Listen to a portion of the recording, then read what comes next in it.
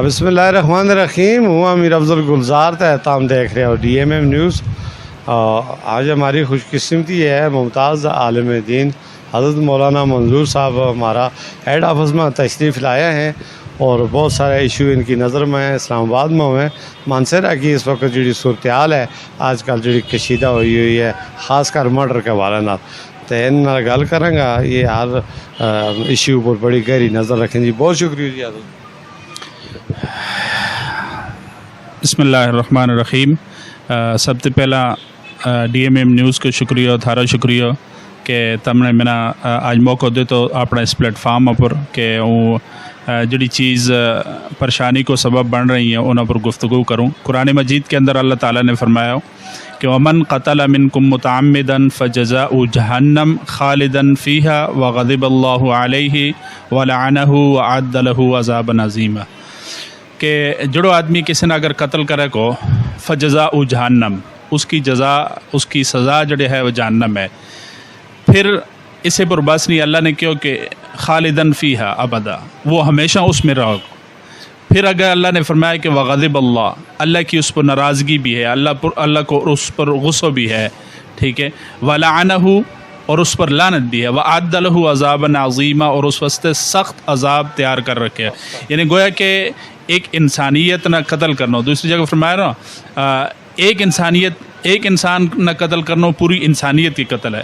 ومن قتل فکانما قتل الناس جمیعا ومن احیا فکانما احیا الناس جمیعا. تو اس آیت کریمہ کے اندر دیکھو کہ اللہ نے کتنی ناراضگی کو ظاہر کیا. اللہ نے کیوں کہ وہ ہمیشہ جہنم میں رہے کو اللہ کی اس پر ناراضگی ہے, اللہ کو اس پر غصہ ہے, اللہ کی اس پر لعنت ہے. گویا کہ انسان کی قدر کتنی زیادہ ہے کہ اللہ رب العزت نے اپنی کتاب کے اندر اس پر غصہ کو ناراضگی کو اور اس کو ٹھکانوں ابدی ہمیشہ ہمیشہ جہنم قرار دو.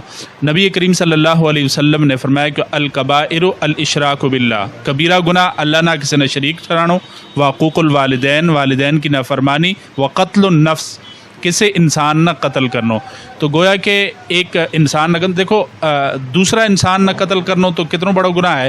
انسان نہ خودکشی بھی حرام ہے نا ہماری شریعت میں. انسان کہے کہ میری جان یا جان انسان کی اپنی نہیں, یعنی اس جان نہ نقصان پہنچانے کی بھی اجازت نہیں دیتی چاہے جائے کہ کسی دوسرا انسان نہ قتل کی ہو جائے.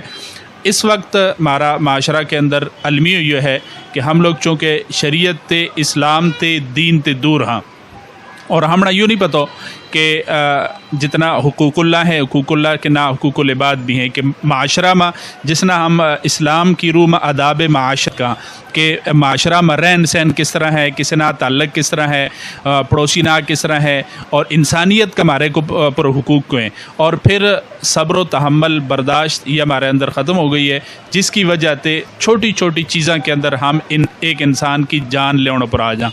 اور اس وقت خاص کر جڑی ہمارا ضلع مانسہرہ کی صورتحال ہے اس کی تحصیل بالاکوٹ دیگر مختلف علاقہ میں تم یہ دیکھو کہ ہوں تم نے ذکر کیو کہ کل کے دن تقریباً ایک دن میں 4 قتل ہوا. اس میں ہمارا بہت ہی اچھا دوست سردار ہارون عالم ہم ان کی تعزیت بھی کراں, اللہ تعالیٰ ان کی بخشش فرماوے اور ان کا پسماندگان نہ صبر جمیل عطا فرماوے. نوجوان آدمی تھو اس سے پہلے وہ چھوٹا بچہ کو مسئلہ ہوا. پھر کانشیا میں جو ہے سردار عبداللطیف صاحب کو قتل ہوا. وہ دیکھو معمولی جی گل پر ایک انسان کی جان چاہ لئی. یا تم یہ سمجھو کہ جس طرح ہارون عالم ہے وہ ایک انسان دنیا تے نہیں گیا, اس ایک انسان کا جاؤنڈا اس کی پوری فیملی متاثر ہوئی, اس کا چھوٹا چھوٹا معصوم بچہ متاثر ہوا, اس کا گھر والا متاثر ہوا, اس کا خاندان متاثر ہوا. گویا کہ ایک انسان کا جاؤنڈا معاشرہ کے اندر کتنی بے چینی آ جائے. اسی طرح عبداللطیف صاحب انشاءاللہ ہم بھی چلیں گا تم بھی کل چلو گا ات جا کے دیکھو کہ ان کا چھوٹا چھوٹا معصوم بچے ہیں کہ ظالمہ نے ان کی جان لے لی. تو اس وقت میری گزارش یہ ہے کہ خاص کر ضلع مانسہرہ کے اندر قانون نہ کی چیز نظر نہیں آ رہی. دیکھو آئے روز قتل ہو رہے ہیں. تو ہمارا یہ ادارہ کہتے ہیں قانون نافذ کرنے والا ادارہ کہتے ہیں جد ادارہ تے لوگوں نے انصاف نہیں ملتا تو لوگ انصاف اپنا ہاتھ میں لیں, لوگ خود انصاف لینا شروع کر لیں. ایک تے عوام تے بھی گزارش ہے بلکہ اپیل ہے درخواست ہے کہ ہم حضور صلی اللہ علیہ وسلم کا امتی ہاں, ہم اس نبی کا امتی ہاں کہ جڑا نبی یعنی وہ لوگ کہ جڑا انہاں پہ کوڑو کرکٹ سٹیں آپ صلی اللہ علیہ وسلم انہاں کے کار چل کے وہ کریں.